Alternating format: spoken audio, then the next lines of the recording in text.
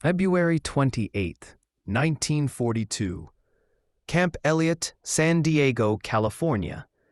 The pencil hovered above his notepad as Major James E. Jones watched something that contradicted every principle of military cryptography he had learned in 2 decades of service. 4 Navajo men stood before him, transmitting battlefield messages in 20 seconds flat. Messages that would have taken the U.S. Army's M94 cipher machine 30 minutes to encode, and another 30 to decode. The words flowing through the radio made no sense to Jones. They sounded like nothing he had ever heard. Guttural, tonal, rhythmically complex. Yet these 4 men, recruited just days earlier from Los Angeles, decoded each message perfectly, instantly, without error. Major Jones knew codes. He knew ciphers.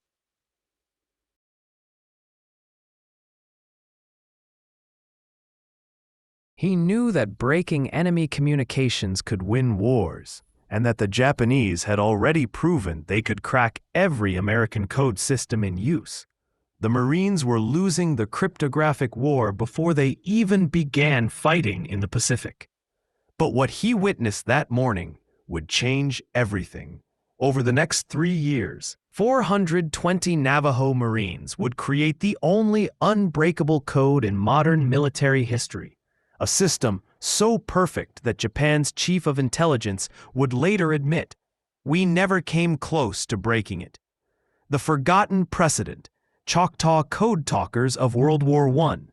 The story begins not in 1942, but 24 years earlier, in October 1918, during the Meuse-Argonne Offensive. 8 Choctaw soldiers of the American Expeditionary Force were placed on field telephones. They spoke to each other in their native language, Muskogean, found only in North America.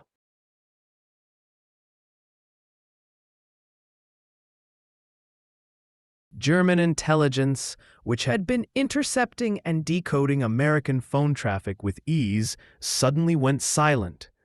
They could hear the transmissions, but understood not a single syllable. The Choctaw Code Talkers gave American forces a crucial advantage in the war's final weeks. But when the armistice was signed, the program was shut down, filed away, and forgotten. Military leaders saw it as a wartime curiosity, not a strategic doctrine.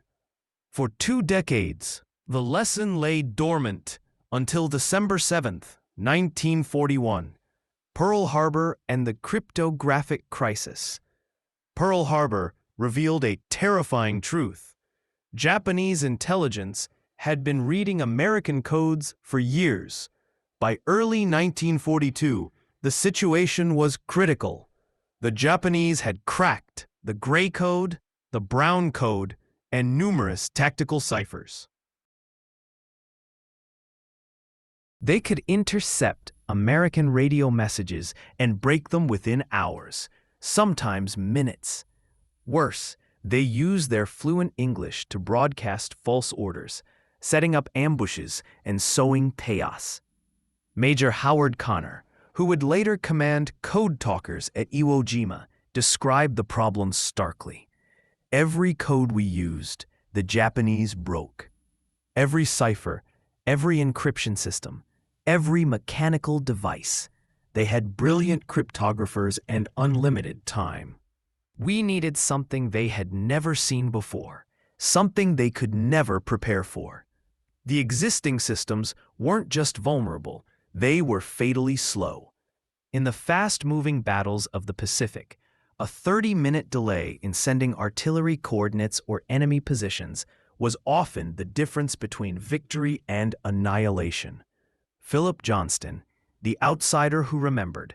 Enter Philip Johnston, a 49-year-old civil engineer from Los Angeles. Far removed from military affairs, but Johnston was no ordinary civilian. Born in 1892 to missionary parents, he had grown up on the Navajo Reservation in Arizona. By age 9, he spoke Navajo fluently enough to serve as interpreter for a Navajo delegation in Washington.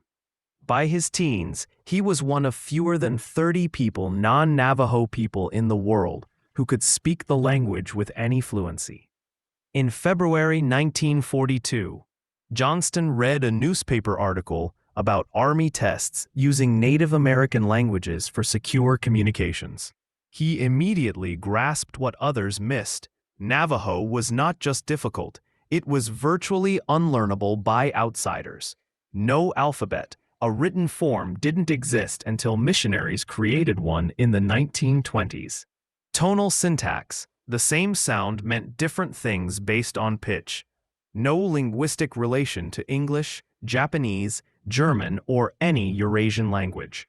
Extreme isolation. Germany and Japan had studied Cherokee and Comanche, but never Navajo. The next day, Johnston walked into the Naval office in Los Angeles with a proposal.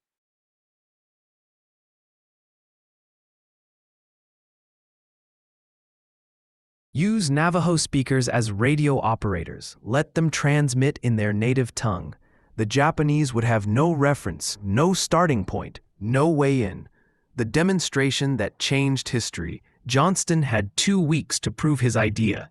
He found 4 Navajo volunteers in Los Angeles and brought them to Camp Elliott on February 27, 1942.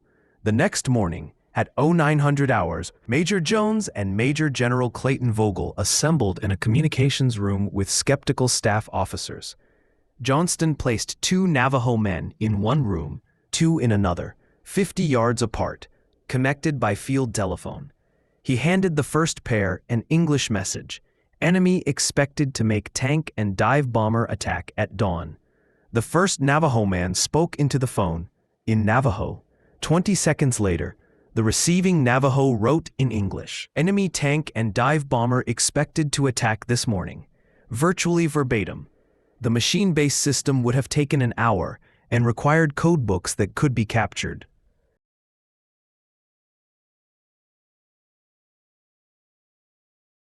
This required only memory and a language no enemy possessed.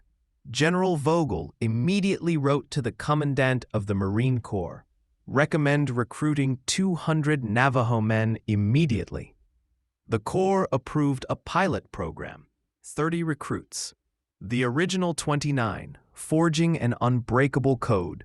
On May 4, 1942, 29 Navajo men boarded a bus at Fort Defiance, Arizona.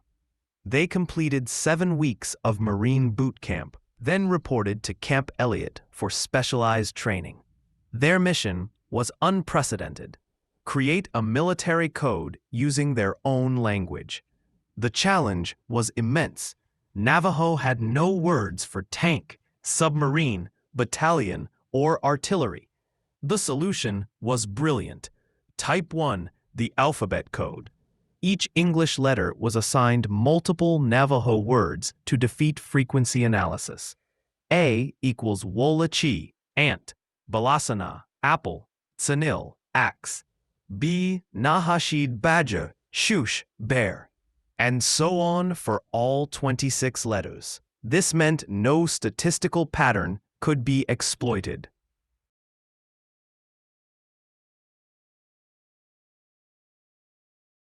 Type 2, word substitution.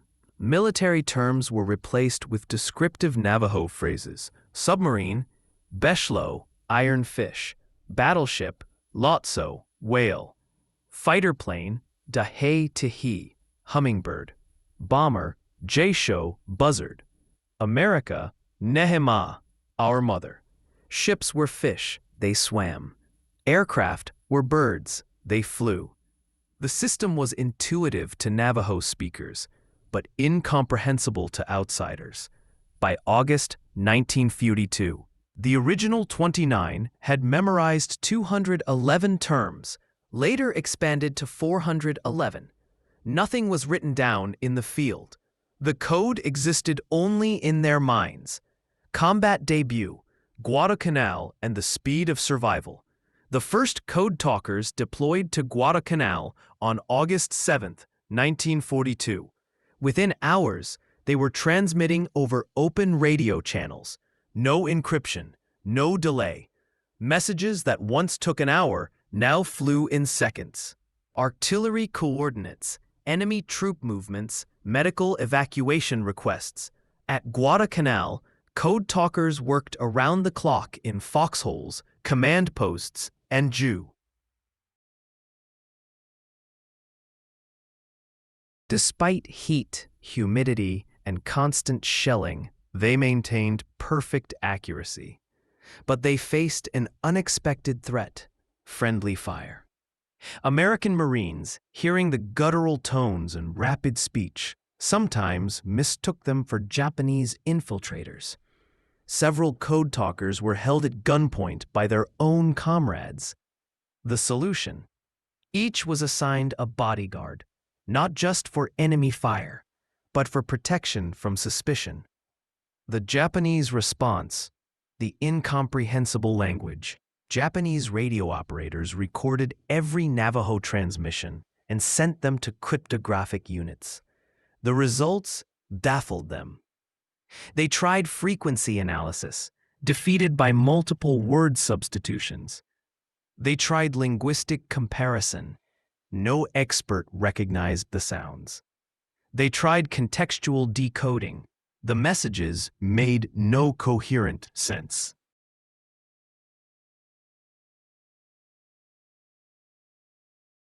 One report described the transmissions as almost inhuman, as if Americans had developed a mechanical speech synthesizer. They gave the code a name: the incomprehensible language.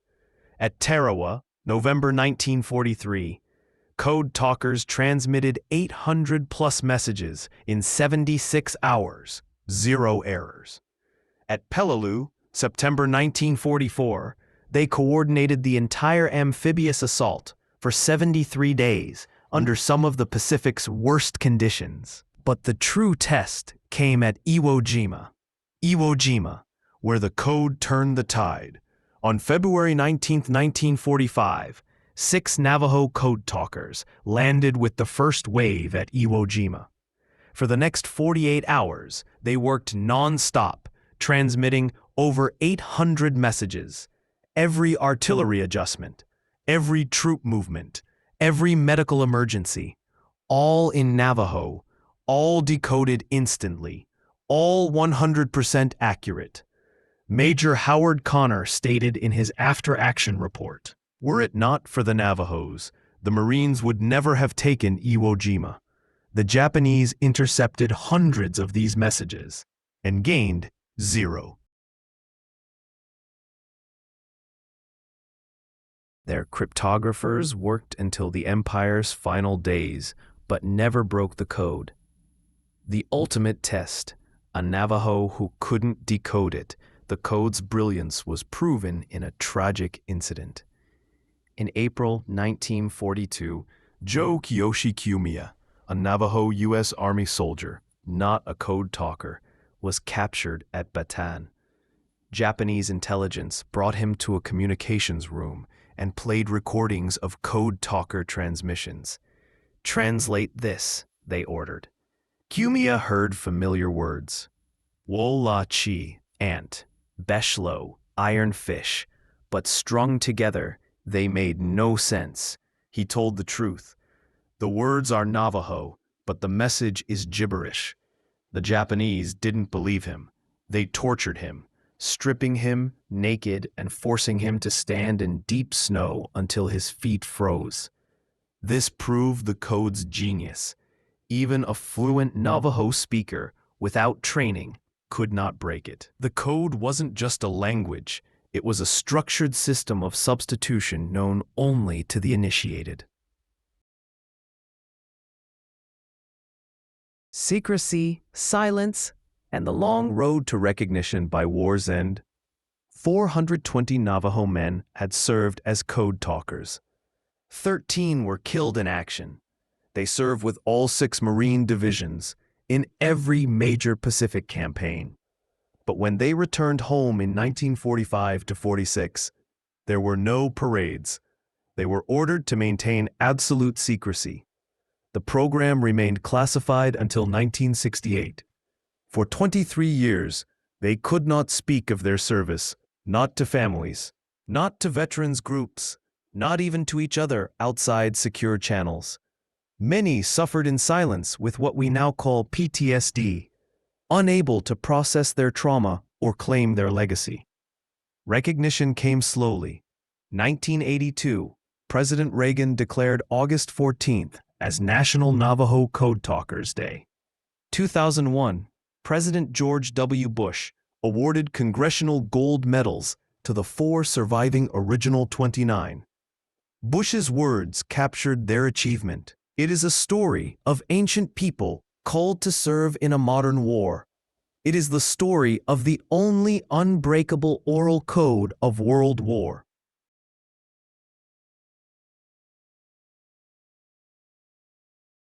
Above all, it is a story of young Navajos who brought honor to their nation and victory to their country. The bitter irony: punished for speaking, praised for saving. The Code Talkers faced a profound irony. Many had attended federal boarding schools where they were beaten for speaking Navajo. American policy sought to erase native languages and cultures. Yet in World War II, America needed that language. The very thing they were punished for became one of the nation's most valuable military assets. They served anyway, not out of obligation, but patriotism that transcended past injustice. When they returned, many struggled to access GI Bill benefits. Reservation infrastructure couldn't support the programs that transformed post-war America for white veterans. Yet their legacy transformed American military communications and national identity. The legacy: language as national security. The mathematical impact is undeniable. Tens of thousands of messages transmitted with 0 errors. Communication speed increased 90-fold, 30 minutes, 20 seconds. Perfect security against an enemy that cracked every other American code. But the deeper legacy is cultural. The Code Talkers proved that indigenous knowledge has power. Linguistic diversity strengthens national defense. A language, once deemed a liability, could become an unbreakable shield. Today, fewer than 200,000 people speak Navajo. The language faces extinction, but the Code Talkers' legacy has inspired revitalization efforts across the reservation. The last of the original 29, Chester Nez, passed away in 2014 at age 93. His memoir, Code Talker, ends with a simple truth: we saved lives by speaking the language of our people, and in doing so, we honored both our Navajo heritage and our American duty. The unbreakable truth. On February 28, 1942, 4 Navajo men stood in a San Diego communications room and spoke words that sounded like gibberish. To Major Jones, but those words were not gibberish. They were artillery coordinates that saved a battalion. They were enemy positions that prevented an ambush. They were medical calls that brought corpsmen to the wounded in time. For 3 years, the Navajo Code Talkers gave the Marines speed, security, and certainty in a war where seconds meant survival. They baffled Japan's best cryptographers. They turned the tide at Iwo Jima. They helped win the Pacific War. And they did it all by speaking the language of their ancestors. A language that proved unbreakable when their nation needed it most. In the end, the greatest weapon the United States deployed in the Pacific was not a bomb, a battleship, or a bomber, but a language. The Navajo Code Talkers did not seek glory. They asked for no special recognition. They simply used the tongue of their ancestors, once suppressed, once punished. to speak messages that saved thousands of American lives. Their code was unbreakable, not because it was complex, but because it was human, rooted in culture, memory, and a deep sense of duty that transcended the injustices of the past. For over 2 decades, their story remained classified, hidden not out of shame, but out of necessity. But truth, like language, cannot be silenced forever. Today, as fewer and fewer voices speak Navajo, the legacy of the Code Talkers stands as a powerful reminder that diversity is not a weakness to be erased, but a strength to be honored. That the very things a nation once tried to extinguish can become its most vital shield. They were Marines. They were Navajo. And in the darkest hours of a global war, they proved that sometimes the most powerful code is not written in machines, but spoken from the heart. If this story moved you, if you believe the courage and contributions of heroes like the Navajo Code Talkers deserve to be remembered, honored, and passed down, we invite you to subscribe to this channel. By subscribing, you help ensure that these vital stories of sacrifice, ingenuity, and quiet patriotism continue to reach those who remember and those who carry the memory forward. You'll receive no distractions, no gimmicks, just carefully researched, respectfully told history, made for those who value truth over trends. Thank you for watching, and thank you for remembering.